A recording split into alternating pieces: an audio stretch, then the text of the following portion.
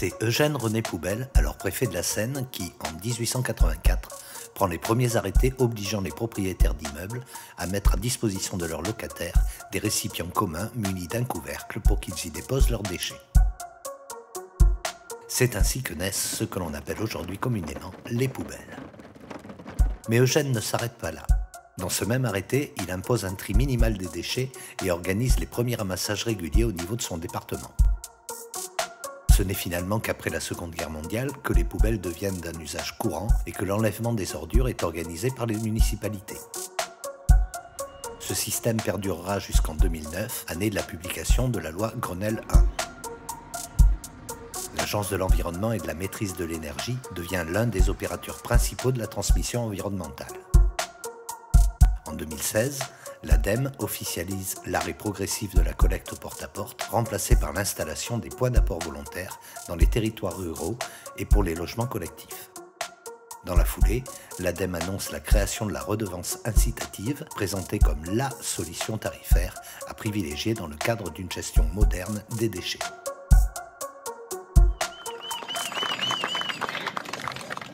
C'est la présidente de l'AMCOD qui, en première, nous a alertés sur les désagréments que causait en Dordogne ce changement d'approche de la collecte des déchets et qui, bientôt, allait s'étendre à toutes les communes rurales françaises. Je trouve que c'est pas normal à notre époque de voir dans nos campagnes, le long des routes, des petites mamies ou des personnes âgées en difficulté tirer des charrettes recouvertes de sacs poubelles pour aller se débarrasser. On voit des voitures avec des remorques attelées transportant un chargement incroyable de sacs poubelles, alors qu'auparavant, on était en porte-à-porte. Mes voisins qui ont plus de 90 ans font venir leurs enfants de Bordeaux qui viennent récupérer les poubelles.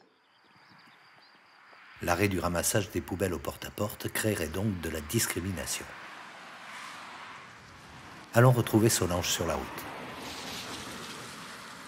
Tu es à combien d'ici? Entre 600 mètres, 600-700 mètres. On se sent seul, quoi. C'est tout. Ouais, c'est ça. On se sent seul, et puis, comme je suis handicapée, vous allez voir, arriver là-bas, comment on essaie de s'arranger pour le mettre dedans. Je suis tellement essoufflée que... Ouf. J'ai acheté la remorque 5 €, puis je suis partie avec, parce que j'ai qu'une petite voiture sans permis, et mettre ça dans ma petite voiture sans permis, ben, je trouve pas ça logique.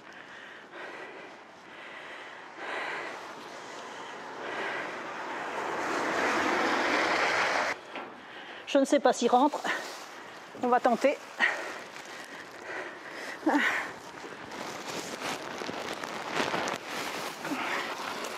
En tant que paysan, on a disposé donc des points d'apport volontaires sur certaines parcelles, notamment sur des parcelles qu'on gère ou au bord de ces parcelles, ce qui génère, par le fait de dépôts de sacs de déchets à côté de ces points d'apport volontaires qui sont au vent, une propagation en fait des déchets sur nos parcelles, et donc du coup notre impossibilité de travailler ces parcelles qui sont utilisées notamment pour faire du foin de qualité pour des chevaux, et donc on ne peut pas se permettre en fait d'offrir du foin qui est pollué par des déchets qui n'existaient pas avant l'utilisation de ces points d'apport volontaires. Donc en gros, ça fait quand même tout un tas de terres arables qu'on ne peut plus utiliser. Après avoir démarré notre enquête en Dordogne avec un regard candide, nous commençons à sentir le malaise de ces gens du quotidien, confrontés à l'arrêt brutal d'un service public pourtant essentiel. Je ne mets pas la poubelle dans ma voiture, je ne la mettrai pas, c'est pas possible. Pour des questions d'hygiène? Voilà, question d'hygiène, de propreté pour ma voiture. Moi j'ai mes petits-enfants qui montent en voiture, je ne les mets pas avec la poubelle. Nous décidons d'élargir notre champ d'investigation. Quelles sont les autres régions rurales concernées par ce changement de système? Y a-t-il d'autres associations ou groupes qui dénoncent activement cette situation? Nous voulons vérifier que le problème n'est pas que local, mais bien national. Si Si nous commençons déjà à comprendre ce qu'implique, comme désagrément pour les usagers, l'arrêt de la collecte des poubelles au domicile, nous souhaitons maintenant en savoir un peu plus sur cette fameuse redevance incitative amenée à se substituer à l'actuelle taxe des ordures ménagères. Nous avons rendez-vous à Périgueux avec un expert de la question.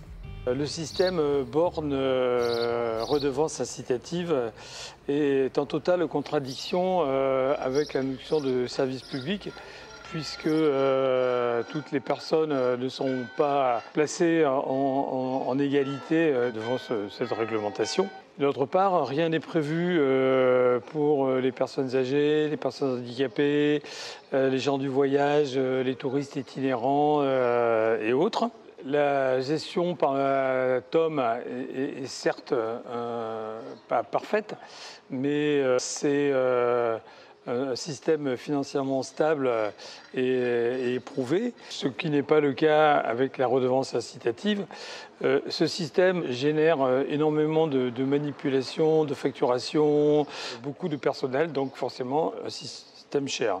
En Île-de-France, où les comités d'agglomération sont fort bien conseillés par des bureaux d'études de niveau européen, aucune commune n'a pour l'instant adopté ce genre de collecte. On pense qu'il y a des moyens pédagogiques qui sont maintenant éprouvés depuis 20 ans et qui donnent de très bons résultats sur la réduction des déchets ménagers, et que le fait de taper toujours sur le portefeuille n'est pas une solution acceptable pour les usagers.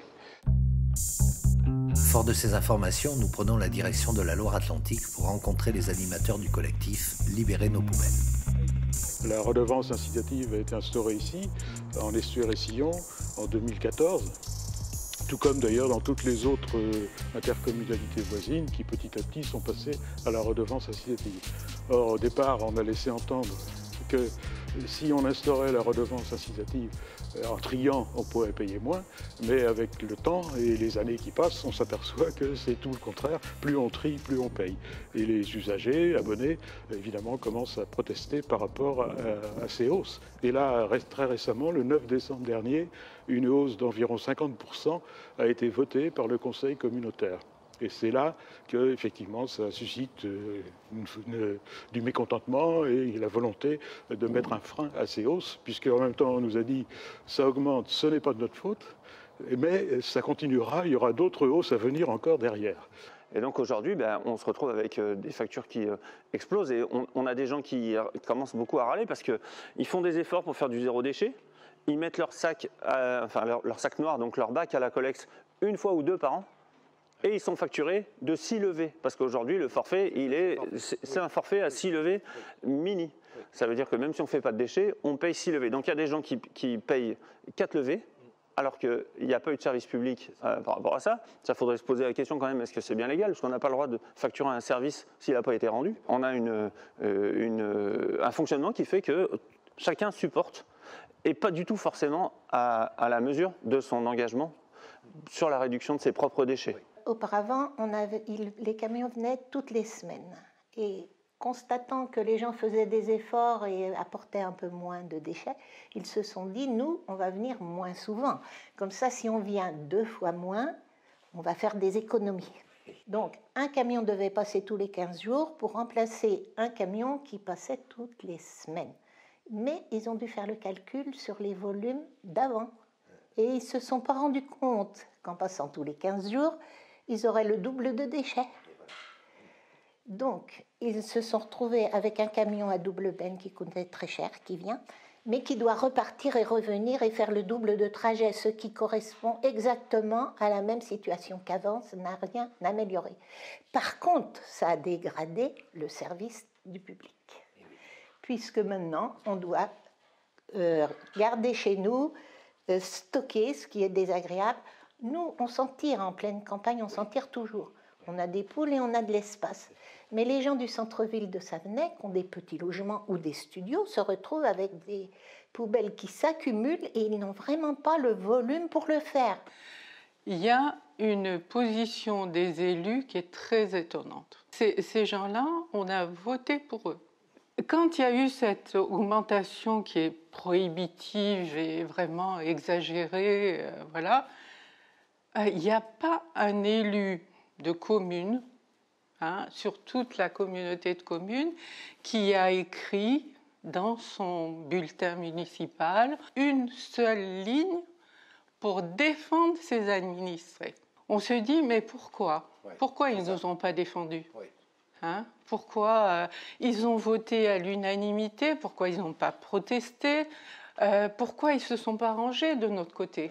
On ne peut pas se laisser plumer comme ça, sans arrêt, sans rien dire, accepter tout, des multinationales. Il suffit de regarder ce qui se passe. Tout augmente, partout. L'alimentation, les transports, voilà.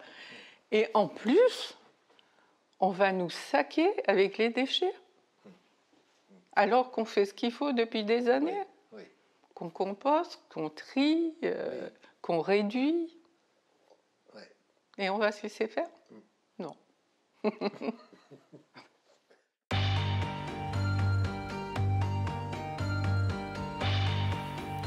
À l'écoute de ces témoignages, la situation en Loire-Atlantique semble au moins aussi insatisfaisante qu'en Dordogne.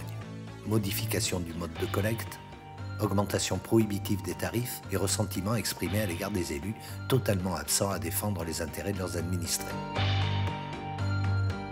Pour continuer d'avancer dans notre enquête, nous décidons de traverser la France pour rencontrer le collectif des Insupportables, basé en Meurthe-et-Moselle. Donc on représente le collectif Insupportable, c'est un collectif d'usagers. On est situé sur Lunéville, pas loin du château. Et si on est réunis aujourd'hui, c'est autour du dossier des poubelles, des réformes de poubelles, des problématiques de poubelles. Alors le principe de collecte, à l'origine on était comme toutes les communes françaises collectées en porte-à-porte. La notion de tri existait déjà, c'était des tris très compliqués avec des matières différentes à mettre à différents endroits. Ce n'était pas quelque chose de très très clair, en tout cas pas de très simple. Aujourd'hui, on est en partie en porte-à-porte et en partie en point d'apport volontaire.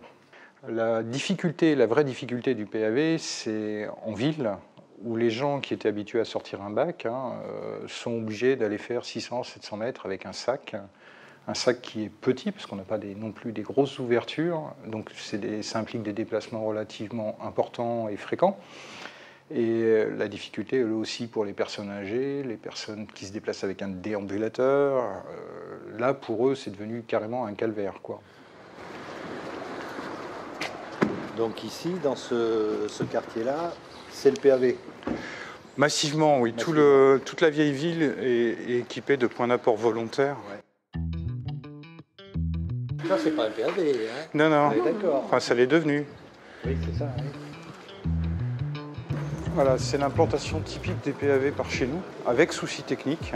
Donc on voit, tu vois, au niveau du terrain qu'il y a un problème de compactage. Toute la colonne, les 2 colonnes de PAV sont descendues. Bon, en réalité, ils sont noyés dès qu'il y a un peu de pluie, quoi.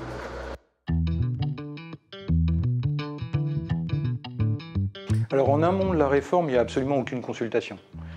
Il y a très peu d'informations. Si on veut les avoir, il faut aller les chercher, il faut assister aux réunions de conseil, ça c'est une évidence. En revanche, quand ça bascule, quand les tarifs sont votés et qu'on est informé donc en fin d'année pour le début de l'année suivante, là tout le monde commence à réagir. Donc il y a une grosse réaction sur les réseaux sociaux, il y a une grosse réaction dans la population, et là c'est l'explosion. Les élus, ça a été compliqué, ça a été très stratégique avec eux. Notre première démarche a été d'aller rencontrer les élus des petites communes.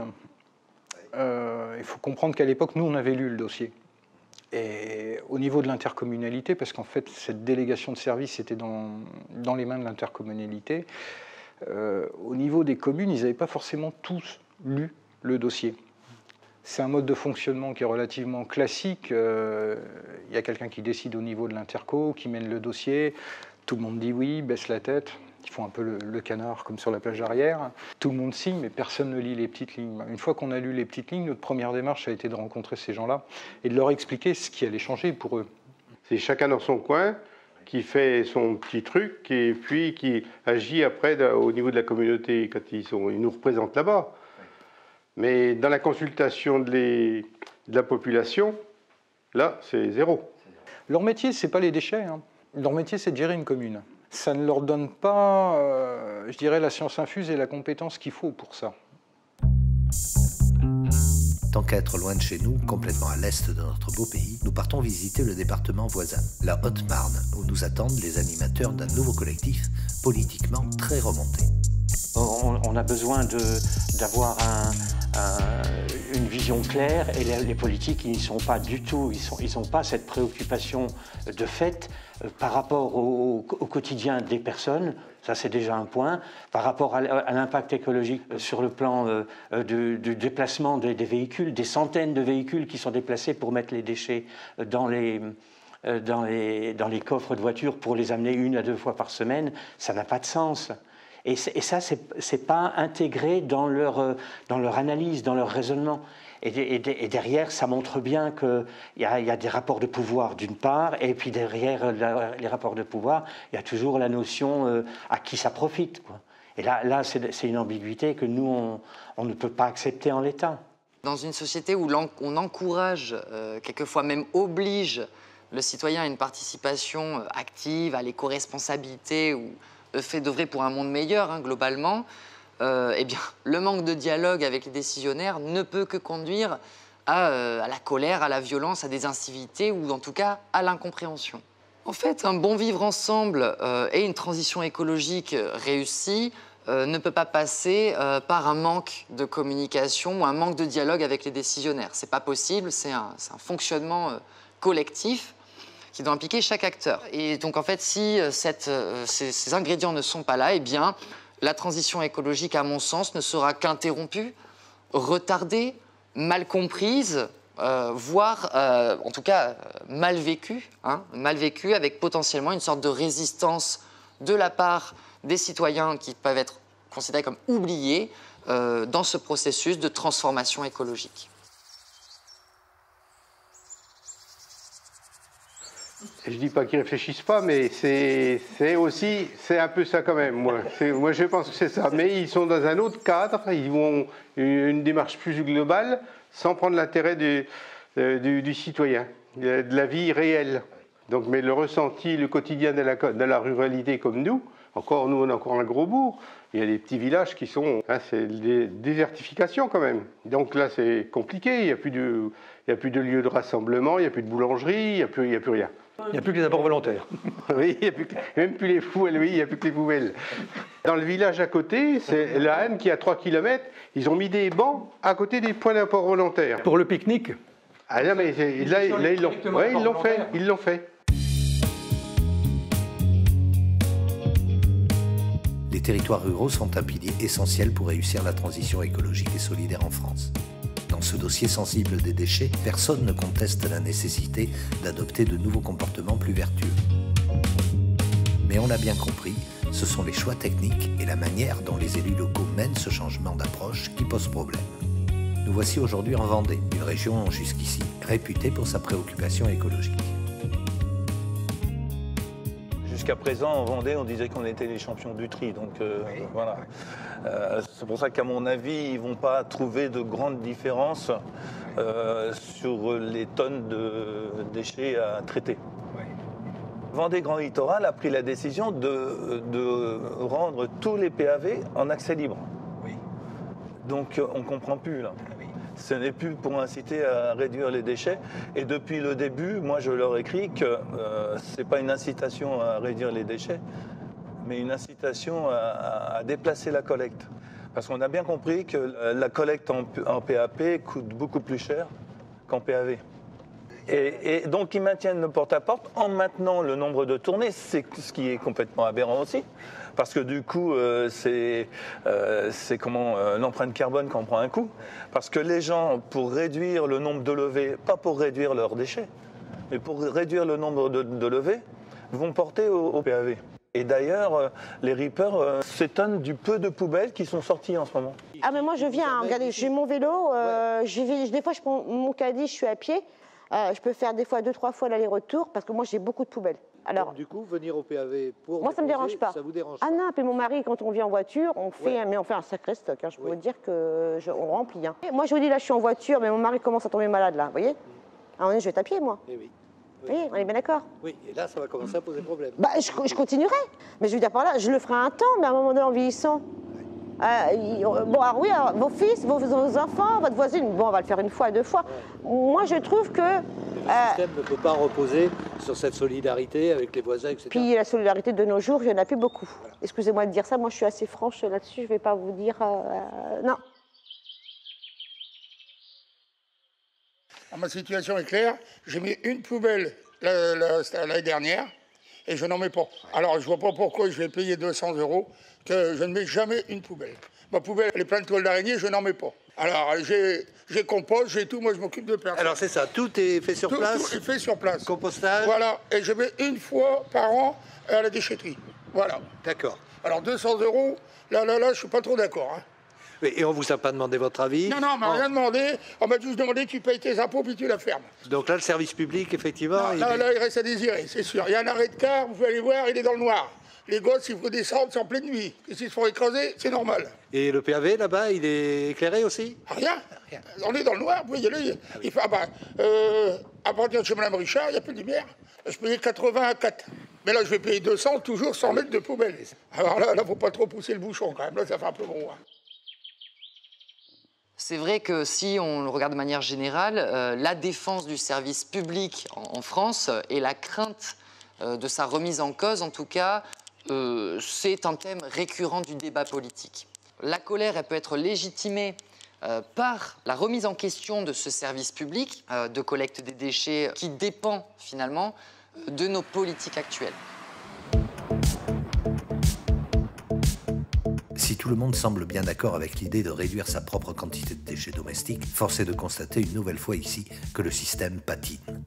La redevance incitative qui fait flamber les tarifs, les PAV dénigrés, brûlés, qui finissent en accès libre, c'est tout sauf une transition douce vers un système soi-disant plus vertueux. À ce stade de notre reportage, nous nous interrogeons sur la situation dans les régions où le tourisme est roi. Nous choisissons deux départements témoins, la Charente-Maritime et l'Ardèche. Des dispositions particulières sont-elles prises afin de préserver le cadre de vie de ces régions où affluent en masse des résidents temporaires? Pour vous donner une ordre d'idée, on évalue à peu près à 300 000 touristes par an qui viennent à Bar-la-Zuc. Donc c'est pas rien. Alors là, ça devient évidemment une catastrophe. Hein. C'est une catastrophe parce que d'abord, ça dégueule, c'est plein. Bon. Alors, on est sur un village classé, absolument. Hein. Encore une fois, il y a deux villages qui ont le label plus beau village de France en Ardèche, qui sont Vogueux et Bar-la-Zuc. Donc on est sur un des deux. Et vous voyez que, bon, enfin, voilà, c'est quand même... oui, avec le clocher derrière, voilà, bon, le cimetière à côté, enfin, tout un symbole. Et on essaie vraiment d'obtenir qu'on supprime ces choses qui défigurent en plus le paysage.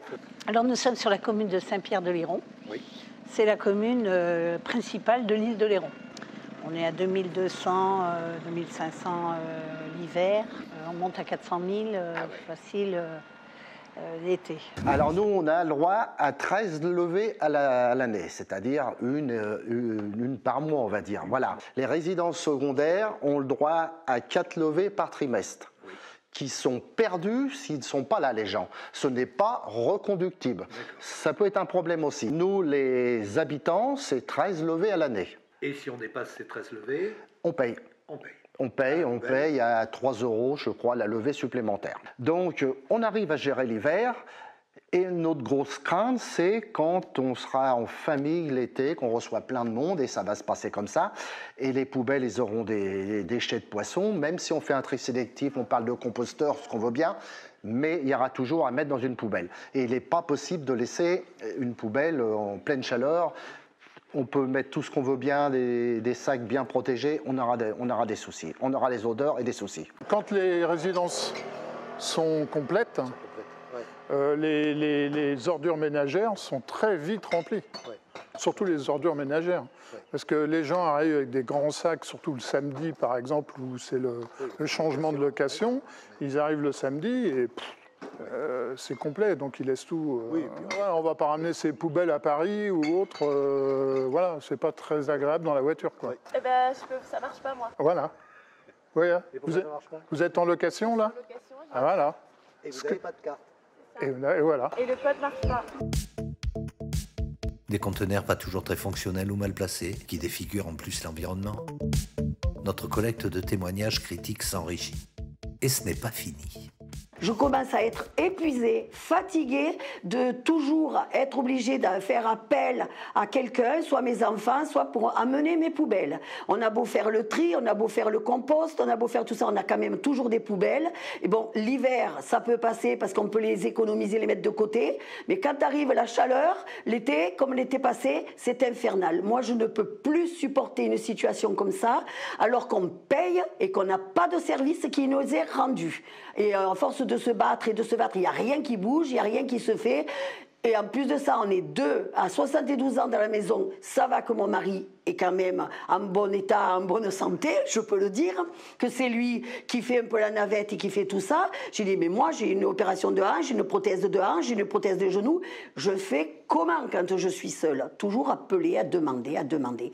Et pour une maison, pour être deux, je paye 400 € de poubelle. Voilà. Alors comment, expliquez-moi, dites-moi ce qu'il faut faire, parce que là, on n'en peut plus. Voilà, c'est tout. Ce n'est pas mon aide ménagère ou voir ma famille. Je n'ai que mes parents qui sont bien sûr vieillissants et qui ont aussi des problèmes de santé. Ce n'est pas à mes voisins, puisque mon plus proche voisin a 95 ans, de véhiculer dans leur véhicule, qui n'est pas un véhicule sanitaire, un véhicule approprié, pour le ramassage des poubelles, à me débarrasser de mes ordures ménagères. Aux réunions, quand ils ont dit « Mais vous avez bien des enfants qui viennent ou le docteur qui vient chez vous ?» Le docteur? Vous allez dire à votre docteur ou la dame qui vient vous faire la prise de sang « Dites, vous pourriez pas me prendre mes poubelles ?» Non mais c'est sérieux ça, ça a été dit. Sentiment d'être discriminé, laissé pour compte, oublié sur un territoire qu'on chérit. Je ne suis pas, personnellement, vu mon contexte, habitant une maison à plus de 6 km du village, j'exigerai jamais qu'on vienne faire du porte-à-porte chez moi parce que je trouve ça... Non, c'est assez abusé et je suis solidaire des autres. Par contre, maintenant qu'ils ont enlevé la carte à puce puis qu'ils nous ont mis des containers devant la ferme du Rieussay, qui est un endroit stratégique où tout le monde passe, donc faire ce qu'ils ont fait là, ils nous ont remis des containers en face de notre carrefour principal. Je dis, bon, moi je veux bien. De toute façon, il est certain que quand je serai grabataire, je ne pourrai plus vivre ici. Ce sera trop compliqué. Si je ne peux plus conduire, je ne peux plus vivre là. Donc j'accepte de déposer mes poubelles quand je vais faire mes courses. Je gère, je m'organise. Il me faut une voiture, ça c'est sûr. Je veux bien m'organiser parce que j'ai choisi de vivre dans le trou du monde. Ok, c'est mon choix. J'ai d'autres avantages. Mais tu as raison, c'est pas simple. En plus, je paye beaucoup plus cher pour faire du boulot qui n'est pas vraiment le mien. Et en été, c'est carrément pesant parce que quand on bosse, qu'on fait des saisons, qu'on travaille beaucoup, on a besoin de dormir un peu. Quand on peut même plus dormir parce qu'il y a des bruits incessants, c'est difficile. C'est difficile. Là, moi, il m'est déjà arrivé de sortir par des jours où il y a le vent comme il faut, comme il faudrait pas justement, mais juste pleurer quoi, parce que c'est comme habiter dans une poubelle en fait. Vraiment habiter dans une poubelle, c'est pas juste une vague odeur, non, j'ai l'impression que c'est la grève des poubelles de Marseille sur ma terrasse depuis 3 semaines, quoi. Et là, qu'est-ce qu'on fait? On habite en Ardèche pour la campagne, moi j'ai rien contre l'odeur des bousses de vache qu'il y a en bas de chez moi, j'ai rien contre le bruit des vendangeuses en septembre qui commencent à 4-5 heures du matin pendant quelques semaines parce que c'est la vie, j'ai rien contre les tracteurs qui passent parce qu'ils bossent, ça c'est la vie de la campagne, il n'y a pas de souci quoi. Mais après se faire... ouais, c'est... Ah oui, c'est vraiment... ça, c'est là. Pardon.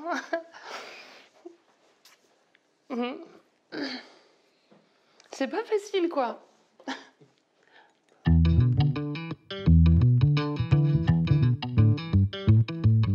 On le sait bien, les politiques publiques menées nationalement depuis des décennies ne vont pas toujours dans le sens voulu par l'ensemble des citoyens.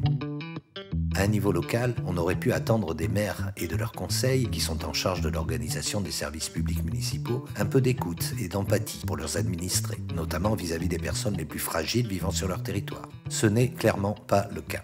Nous avons des poubelles qui sont inaccessibles. Même moi qui suis grand, il faut soulever le couvercle qui est très lourd même encore aujourd'hui où ils l'ont débloqué, donc c'est pratiquement impossible pour des personnes un petit peu moins grandes, plus faibles, vieilles, handicapées, enfin, etc.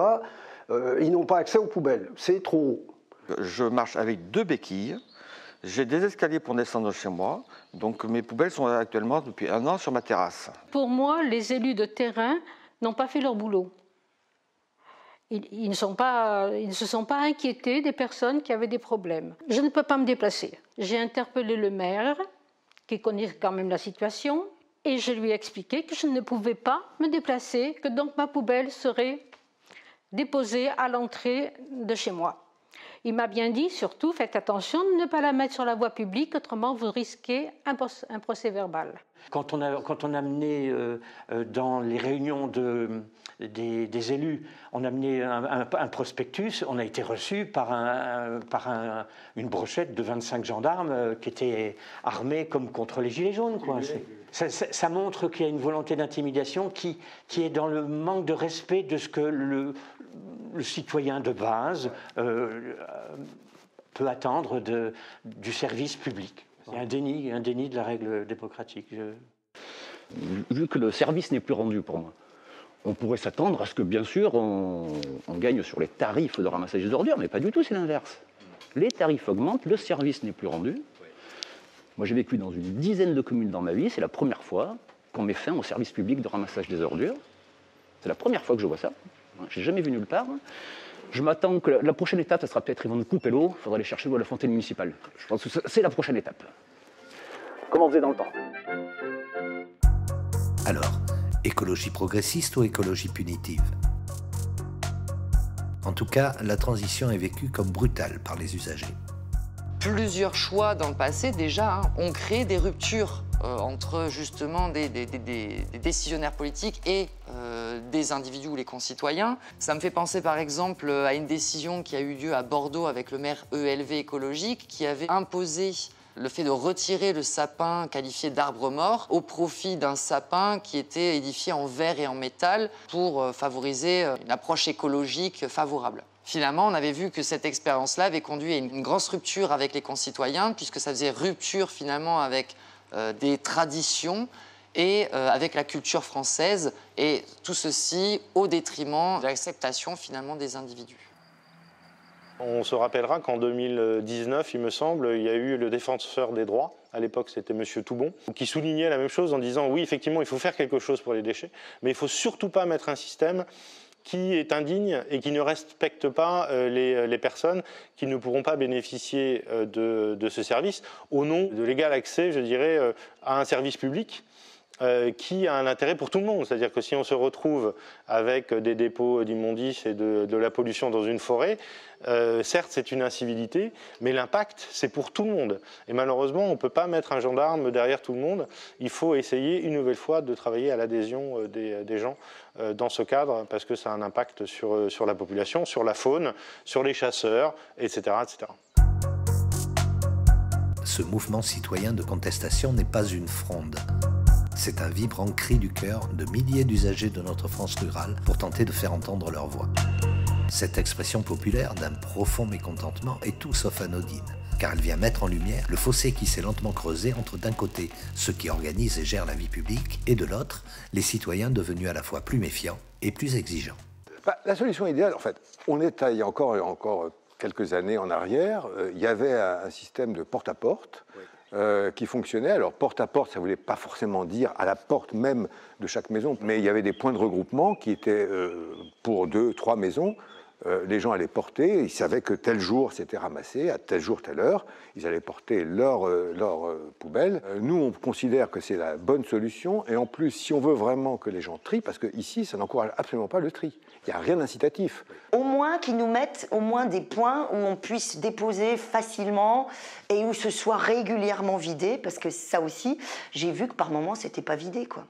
Ce qu'il faut se poser des interrogations, c'est plutôt dans les familles nombreuses, les gens, les malades à domicile, qui sont soignés par des aides-soignants, tout ce qu'on veut bien, et qui se retrouvent par exemple avec des couches pleines d'urine, qui vont mettre dans les poubelles.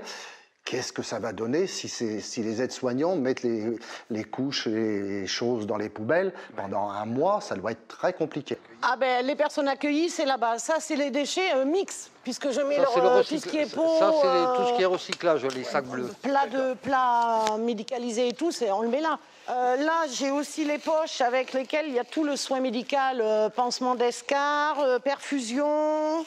Donc perfusion qui veut dire la pochette, la tubulure, enfin tout quoi, tout ce qui va pour faire une perfusion.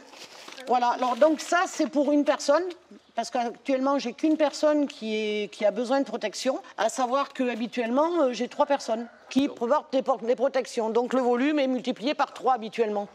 Dans le cadre de notre communication avec les élus, au niveau touristique, la Dordogne c'est une zone touristique, on peut voir sur les poubelles les joyaux du tourisme de Dordogne, la truffe sur une poubelle, des grappes de raisin sur une poubelle, voilà, la forêt sur une poubelle. Donc c'était une drôle de manière de faire la promotion du tourisme, sachant que bon, voilà, on a une poubelle, puis ensuite on a des déchets partout. Et après effectivement, beaucoup de touristes qui sont venus donc l'année dernière. Après le Covid, on a ramé pour avoir d'autres touristes. Eux se sont étonnés, ils venaient dans une nature qu'ils pensaient non polluée, et en fait, ils trouvaient que le système était compliqué, n'était pas adapté, et surtout que ça créait beaucoup de pollution qu'ils ont pu voir dans les forêts, etc., chose qu'on ne voyait plus avant. Donc ce n'est pas une publicité exceptionnelle pour notre département. Personne ne souhaite voir souiller les forêts, les cours d'eau, les plages, par une pollution visuelle autant que par des dépôts sauvages non maîtrisés. Nous sommes tous solidaires de ces personnes âgées, handicapées ou peu mobiles, qui se retrouvent seules et démunies face à leurs problématiques de poubelle.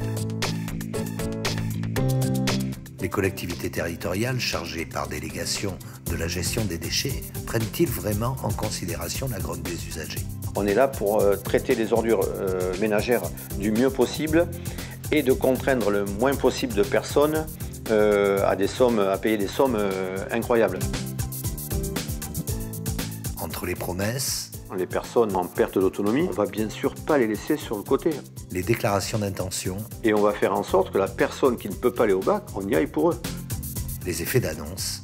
Cette affaire, au lieu d'être un sujet polémique, il faudrait qu'on travaille tous dans le même sens pour arriver à résoudre ce problème et pour faire bénéficier à nos enfants d'une planète bien plus propre.